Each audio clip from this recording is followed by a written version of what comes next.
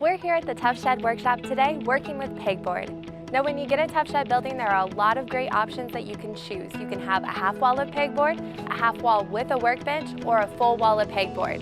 Today we're going to be working with a full wall, but we're going to have some fun with it, paint it with some chalkboard paint, and show you some awesome storage options. Let's get started.